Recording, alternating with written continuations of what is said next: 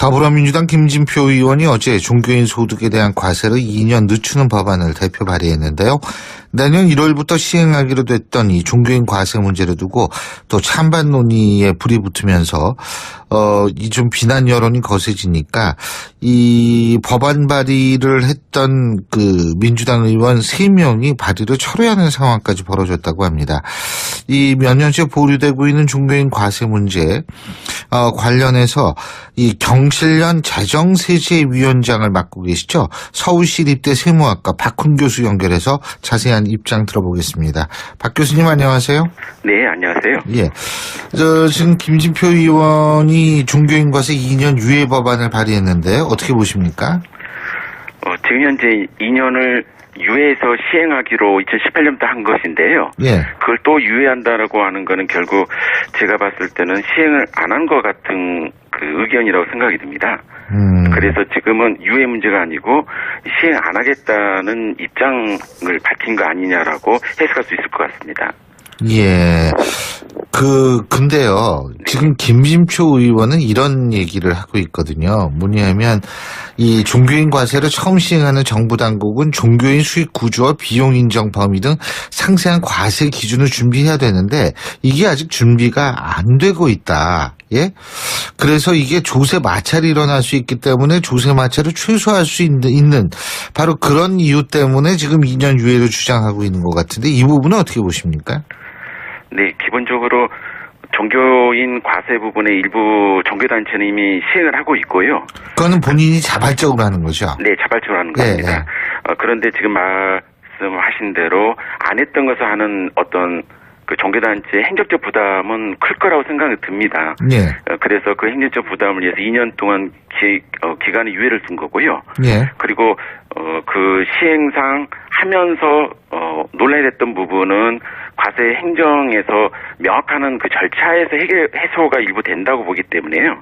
그래서 어떤 시행상 행정적인 부담이나 그리고 시행했을 때 나타날 수 있는 어떤 돈의 흐름에 대해서 이 돈의 의미에 관련 해석에 다툰 부분은 시행하면서 조금씩 보완할 수도 있는 것이어서 그것만으로 또 2년 연기하는 거는 적절치 않다라고 생각이 듭니다.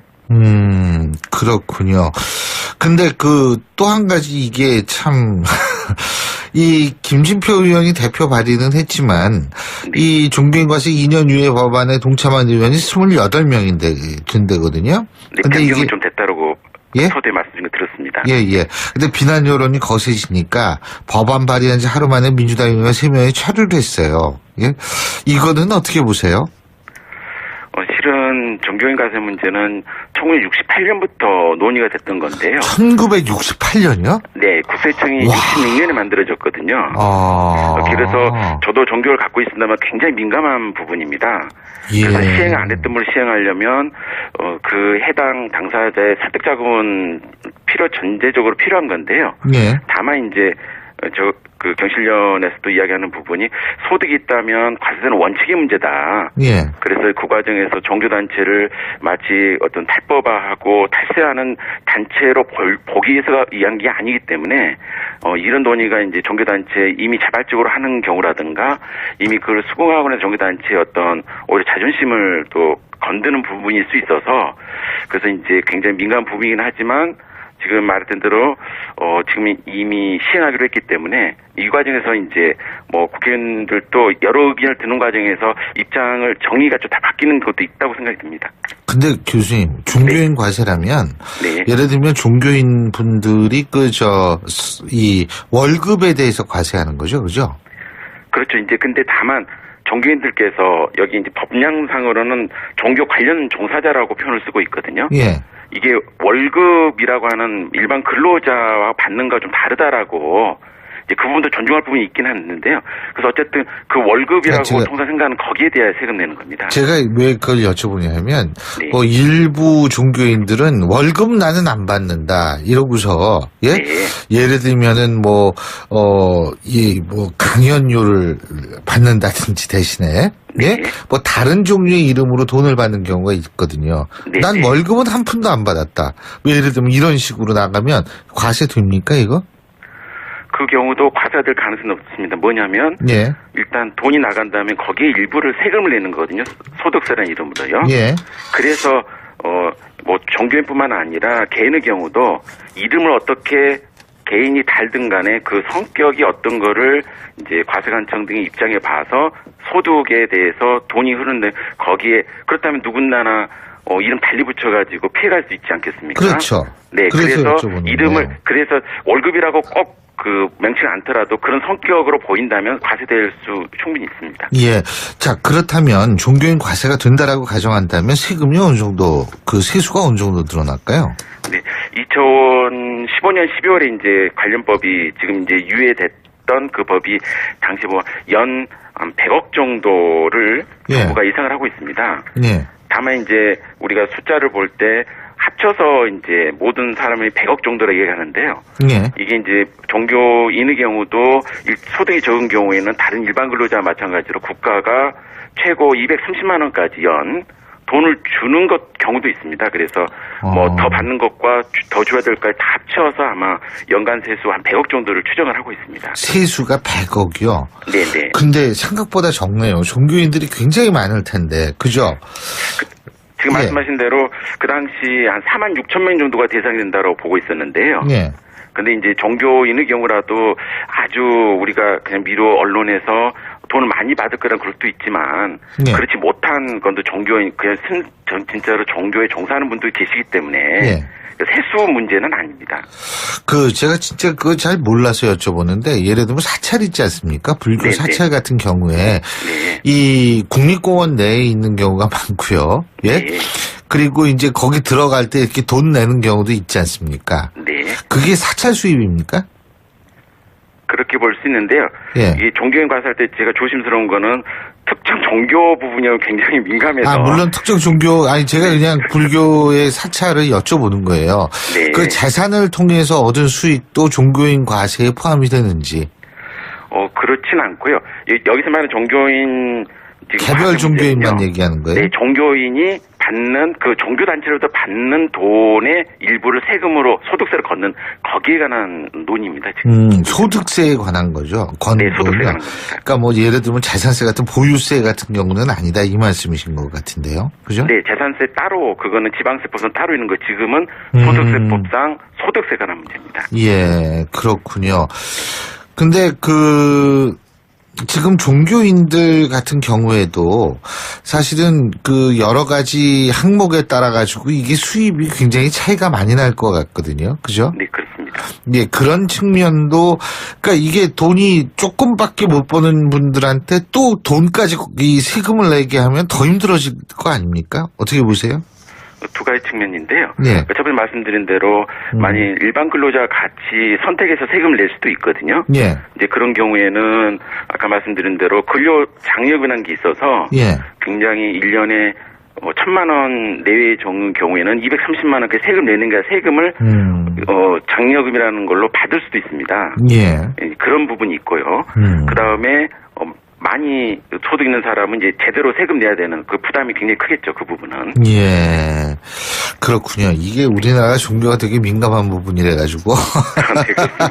예. 근데 어쨌든, 납세 문제는 이미 얘기가 나온 거니까 한번 네. 잘 지켜볼 필요가 있겠네요. 오늘 말씀 여기까지 듣겠습니다. 고맙습니다. 네, 감사합니다. 예, 지금까지 경칠련 재정세제위원장을 맡고 계시죠. 서울시립대학교 박훈. 네, 근데 변경이 이게 좀 됐다라고 예? 서두에 말씀 좀 들었습니다. 예. 근데 비난 여론이 거세지니까 법안 발의한 지 하루 만에 민주당 의원 3명이 철회를 했어요. 예? 이거는 어떻게 보세요? 실은 종교인 과세 문제는 1968년부터 논의가 됐던 건데요. 1968년이요? 네, 국세청이 와. 66년에 만들어졌거든요. 그래서 저도 종교를 갖고 있습니다만 굉장히 민감한 부분입니다. 예. 그래서 시행 안 했던 걸 시행하려면 그 해당 당사자의 설득 자금은 전제적으로 필요한 건데요. 예. 다만 이제 그 경실련에서도 이야기하는 부분이 소득이 있다면 과세되는 원칙의 문제다. 예. 그래서 그 과정에서 종교단체를 마치 어떤 탈법화하고 탈세하는 단체로 보기 위해서 이해한 게 아니기 때문에 이런 논의가 이제 종교단체 이미 자발적으로 하는 경우라든가 이미 그걸 수긍하고 있는 종교단체의 어떤 오히려 자존심을 또 건드는 부분일 수 있어서 그래서 이제 굉장히 민감한 부분이긴 하지만 지금 말했던 대로 지금 이미 시행하기로 했기 때문에 이 과정에서 이제 뭐 국회의원들도 여러 의견을 듣는 과정에서 입장을 정리가 좀 다 바뀌는 것도 있다고 생각이 듭니다. 근데 교수님, 종교인 과세라면 네. 예를 들면 종교인 분들이 이 월급에 대해서 과세하는 거죠, 그죠? 그렇죠. 이제 근데 다만 종교인들께서 여기 이제 법령상으로는 종교 관련 종사자라고 표현을 쓰고 있거든요. 예. 이게 월급이라고 하는 일반 근로자와 받는 거 좀 다르다라고 이제 그 부분도 존중할 부분이 있긴 했는데요. 그래서 어쨌든 그 월급이라고 통상 생각하는 거기에 대해 세금 내는 겁니다. 제가 왜 그걸 여쭤보냐 하면 네. 일부 종교인들은 월급 나는 안 받는다 이러고서 예? 네. 예를 들면은 강연료를 받는다든지 대신에 예? 네. 뭐 다른 종류의 이름으로 돈을 받는 경우가 있거든요. 네. 난 월급은 한 푼도 안 받았다. 예를 들면 이런 식으로 나가면 과세 됩니까 이거? 그 경우도 과세될 가능성이 없습니다. 뭐냐면 예. 일단 돈이 나간 다음에 거기에 일부를 세금을 내는 거거든요. 소득세라는 이름으로요. 예. 그래서 뭐 종교인뿐만 아니라 개인의 경우도 이름을 어떻게 개인이 달든 간에 그 성격이 어떤 거를 이제 과세관청 등의 입장에 봐서 소득에 대해서 돈이 흐르는데 거기에 그렇다면 누군가나 이름 달리 붙여가지고 피해갈 수 있지 않겠습니까? 그렇죠. 네, 그래서 이름을 거예요. 그래서 월급이라고 꼭 그 명칭을 않더라도 그런 성격으로 보인다면 과세될 수 충분히 있습니다. 예. 자, 그렇다면 종교인 과세가 된다라고 가정한다면 세금이 어느 정도, 그 세수가 어느 정도 늘어날까요? 네.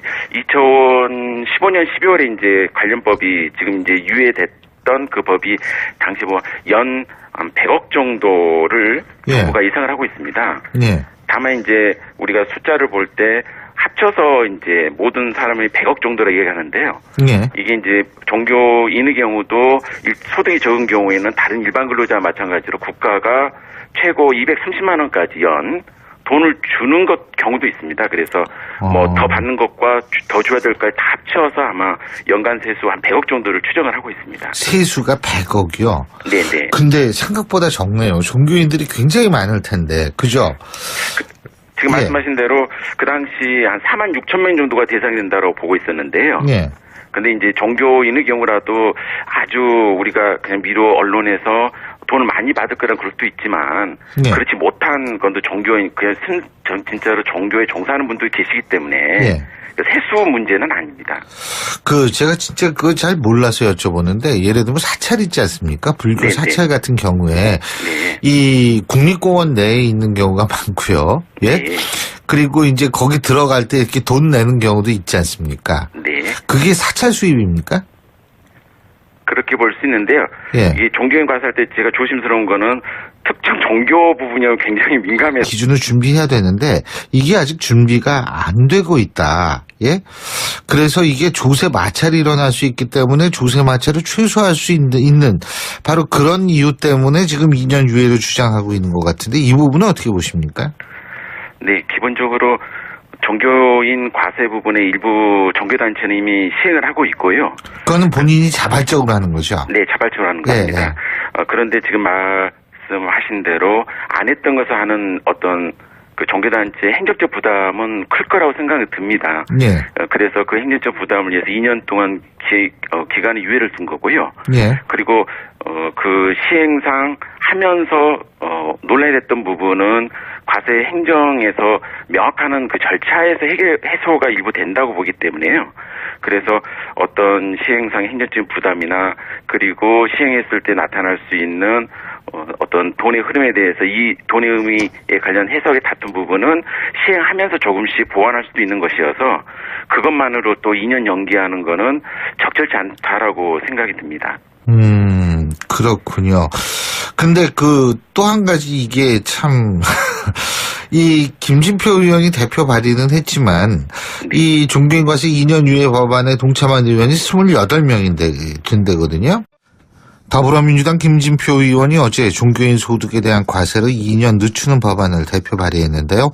내년 1월부터 시행하기로 됐던 이 종교인 과세 문제를 두고 또 찬반 논의에 불이 붙으면서 이 좀 비난 여론이 거세지니까 이 법안 발의를 했던 그 민주당 의원 3명이 발의를 철회하는 상황까지 벌어졌다고 합니다.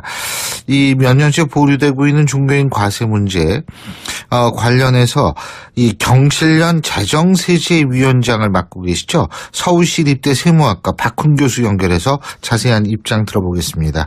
박 교수님 안녕하세요. 네, 안녕하세요. 예, 지금 김진표 의원이 종교인 과세 2년 유예 법안을 발의했는데 어떻게 보십니까?